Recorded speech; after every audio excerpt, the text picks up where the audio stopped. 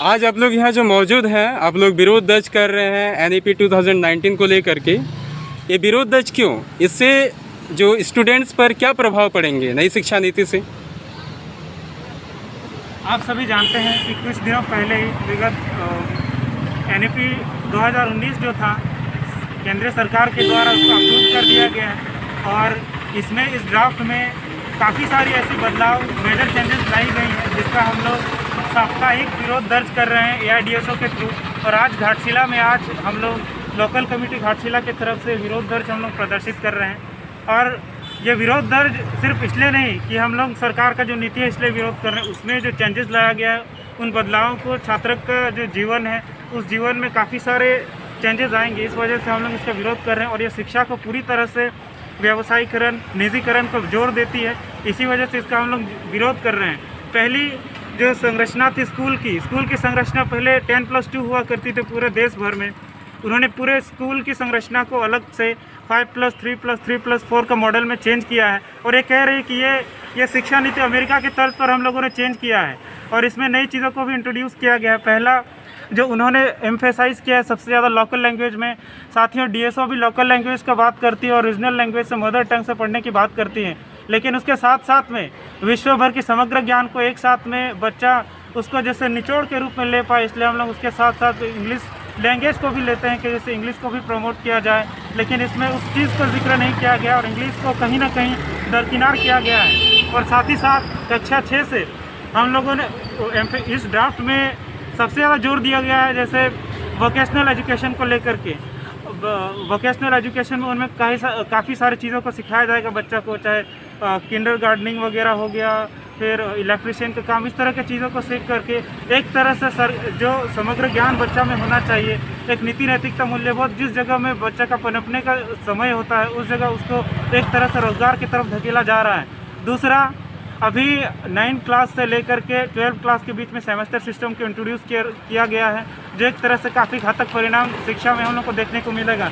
हम सब जानते हैं कि किस तरह से सेमेस्टर आने के बाद में IITs, IIMs के जगह में वहाँ के शिक्षक नहीं मिल रहे हैं। हाल ही के दिनों में शिक्षक संघ, अभिभावक विरोध करने के बाद बहुत सारे राज्यों में, मध्य प्रदेश, हरियाणा जैसे जगहों में जो सेमेस्टर सिस्टम को वापस लिया गया है और उसी के तर्ज पर हम भी चाहते हैं कि जैसे सेमेस्टर सिस्टम को स्कूली शिक्षा में इंट्रोड्यूस जैसे ना किया जाए, उसके साथ साथ में दोस्तों कोर्सों को भी काफ़ी फ्लेक्सिबल बनाया गया है। हम चाहते हैं कि कोर्सों को पहले की तरह पहले के तर्ज पे लगाया जाए। उसके साथ ही हायर एजुकेशन में एमफिल को हटा दिया गया है, जो हम लोग चाहते हैं कि एमफिल जैसे बने रहे और छात्रों को, जो बच्चे जिसका समय के अभाव में जो PhD नहीं कर पाते, कम से कम एमफिल करके लेक्चरशिप या फिर प्रोफेसरशिप में अप्लाई कर पाते। तो हम चाहते हैं कि इस तरह का चीज़ बने रहे और ये शिक्षा नीति का हम लोग पुरजोर विरोध करते हैं और आज उन सारे शिक्षा प्रेमियों को भी आमंत्रित करते हैं इसके थ्रू कि जैसे इस शिक्षा नीति का विरोध करें। और इसी के साथ मैं अपने वक्तव्य को समाप्त करता हूँ। और Dhanu Soren, all India democratic student organisation, local committee Ghatshila. आज आप लोग इस नई राष्ट्रीय शिक्षा नीति का विरोध क्यों कर रहे हैं? इसका विरोध हमारा जो ऑल इंडिया डीएसओ छात्र संगठन इसलिए कर रहा है क्योंकि जो भी शिक्षाविद है, सिर्फ ऑल इंडिया डीएसओ नहीं, जो भी शिक्षा प्रिय हैं, जो वैज्ञानिक आधार पर शिक्षा को चाहते हैं, वो तमाम लोग आज इसका विरोध कर रहे हैं। आपको बता दें कि जो नई शिक्षा नीति 2020 पारित हुई है, इसमें बहुत सारे ऐसे खामियां हैं जो हमारा एजुकेशन को और भी बद से बदतर हालात में ले जाएगा। बहुत सारे ऐसे चीज़ों को इसमें लाया गया है जिसके तहत शिक्षा का पूर्ण रूप से निजीकरण, जिसका व्यवसायीकरण और इसका केंद्रीकरण किया जाएगा।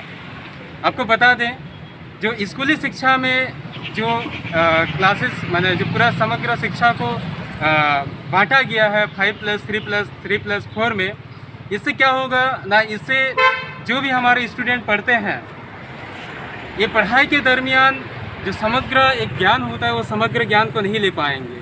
ऊपर से हम लोग देखेंगे जो इसमें लैंग्वेज को भी रेस्ट्रिक्ट कर दिया गया है। हम देख रहे हैं जो 5 तक हम लोग कोई भी बुक को इंग्लिश में नहीं पढ़ेंगे, यानी हम लोग इंग्लिश लैंग्वेज ही नहीं सीखेंगे। 5 के बाद वो इंग्लिश का एजुकेशन शुरू होगा। उसके पहले जो अपनी मातृभाषा में ज्ञान को दिया जाएगा, इसका हम लोग पक्षधर ही हैं। जो मातृभाषा में ज्ञान होने से कोई दिक्कत नहीं है, बच्चे ठीक ढंग से सीखेंगे। लेकिन ये जो लैंग्वेज का रेस्ट्रिक्शन, इंग्लिश में जो लैंग्वेज को नहीं सिखाया जाए, इंग्लिश लैंग्वेज को नहीं सिखाया जाएगा, ये चीज़ का हम लोग विरोध करते हैं। क्योंकि उसके बाद जो 5 के बाद जो इंग्लिश को सीखने जाएंगे, इतनी क्लास पार होने के बाद जब इंग्लिश को सीखने जाएंगे, क्या उस तरीके से सीख पाएंगे? वहीं पर देख रहे हैं हम लोग प्राइवेट स्कूल को लेकर के उस तरह से कोई नियम नहीं है ना।